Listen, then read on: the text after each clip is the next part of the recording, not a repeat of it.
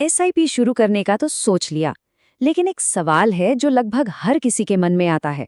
क्या ये सही समय है? मार्केट तो ऑल टाइम हाई पर है, एकदम आसमान छू रहा है। ऐसे में पैसा लगाया और कहीं डूब गया तो चलिए आज इसी सबसे बड़े सवाल का जवाब ढूंढते हैं, और वो भी डेटा की मदद से। यही तो वो कश्मकश है ना? एक मन कहता है कह रहे शुरू कर दो, देर क्यों करनी, लेकिन दूसरा मन वो डराता है। वो कहता है देखो मार्केट कितना ऊपर है, ऑल टाइम हाई पर पैसा लगाकर फंस गए तो क्या होगा? तो क्या करें? क्या मार्केट के गिरने का, एक बड़े क्रैश का इंतजार करें? यही वो एक सवाल है जो न जाने कितने ही लोगों को बस एक्शन लेने से रोके हुए है। और देखिए, इस झिझक के पीछे ना एक बहुत ही असली, बहुत ही जायज़ डर है। आखिरकार ये हमारी मेहनत की कमाई का पैसा है, कोई पेड़ पर तो नहीं उगता। ये सोचना तो बिल्कुल स्वाभाविक है कि यार अगर आज निवेश किया और कल को बाजार 20% गिर गया तो सीधा सीधा नुकसान हो जाएगा। और बस यही डर है जो हमें एक सही फैसला लेने से रोक देता है। तो इस डर का नतीजा क्या होता है? नतीजा ये होता है कि हम सब सही समय का इंतजार करने लगते हैं। एक सोच बन जाती है कि हम मार्केट को टाइम कर लेंगे, एकदम परफेक्ट मौके पर एंट्री लेंगे। मतलब जब मार्केट एकदम धड़ाम से नीचे गिरेगा ना, तब पैसा लगाएंगे। लेकिन सच तो ये है कि ये इंतजार अक्सर एक ऐसा इंतजार बन जाता है जो कभी खत्म ही नहीं होता। तो चलिए एक काम करते हैं, आज इस बहस को हमेशा के लिए खत्म ही कर देते हैं। एक छोटा सा एक्सपेरिमेंट करते हैं। मान लीजिए दो निवेशक हैं। पहला है इन्वेस्टर ए। बेचारा, उसकी किस्मत थोड़ी खराब है।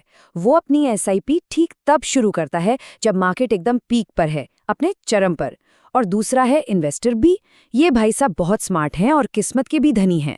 वो इंतजार करते हैं, और जब मार्केट क्रैश हो जाता है ना, तो बिल्कुल सही मौके पर एकदम बॉटम में अपनी एसआईपी शुरू करते हैं। तो सवाल ये है कि इन दोनों में से ज्यादा पैसा कौन बनाएगा? अब देखिए, ये कोई तुक्केबाजी या हवाई बात नहीं होने वाली।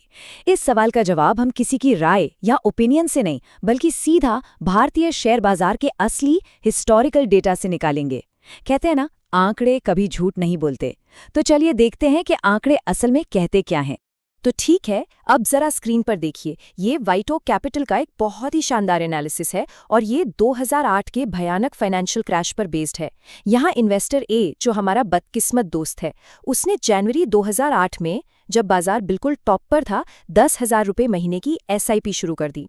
वहीं इन्वेस्टर बी, जो हमारा किस्मत वाला दोस्त है, उसने पूरे 14 महीने इंतजार किया, और मार्च 2009 में जब बाजार एकदम बॉटम पर था, तब जाकर अपना निवेश शुरू किया। इसका सीधा सा मतलब ये हुआ कि इन्वेस्टर ए ने 14 एसआईपी ज्यादा दी, यानी 1,40,000 रुपये ज्यादा इन्वेस्ट किए। तो क्या लगता है, क्या हुआ होगा?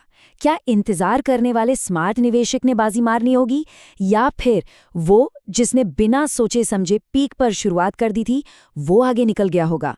यकीन मानिए, जो नतीजा सामने आया ना, वो सच में चौंकाने वाला है। यकीन करना शायद थोड़ा मुश्किल हो, लेकिन ये सच है।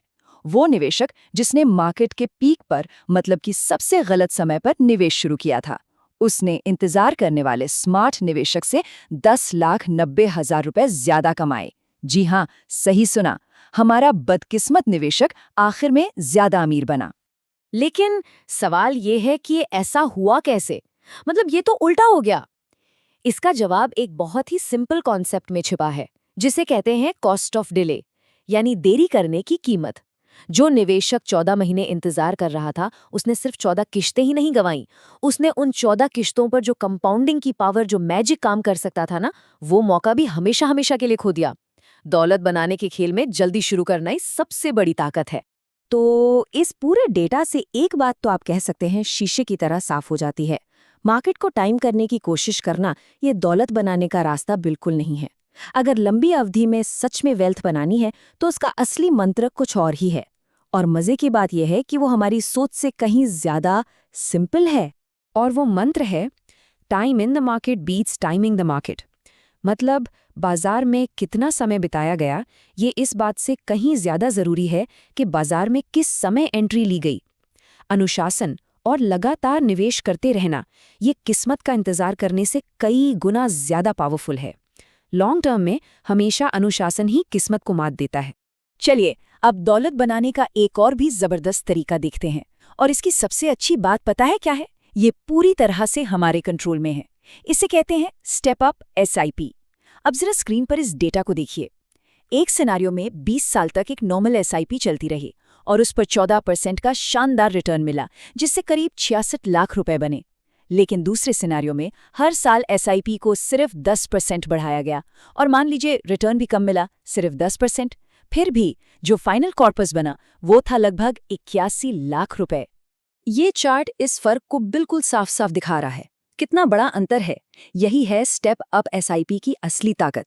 ये डेटा ये साबित करता है कि हमें इस बात की ज्यादा चिंता नहीं करनी चाहिए कि रिटर्न कितना मिलेगा, क्योंकि वो हमारे हाथ में नहीं है। हमें इस बात पर फोकस करना चाहिए कि हम अपना निवेश कितना बढ़ा सकते हैं, और ये एक ऐसी चीज है जो पूरी तरह से हमारे कंट्रोल में है। तो इस सारी बातचीत और इस सारे डेटा को देखने के बाद अब तस्वीर बिल्कुल साफ हो जानी चाहिए। अब उस डर और इंतजार की बेड़ियों को तोड़कर आगे बढ़ने का समय है। तो सवाल यह है कि हमारा एक्शन प्लान क्या होना चाहिए, हमें करना क्या है? एक्शन प्लान बहुत ही सिंपल है, सिर्फ 3 स्टेप्स। नंबर 1, आज शुरू करें, अभी। कल का या किसी सही समय का इंतजार बिल्कुल नहीं करना है।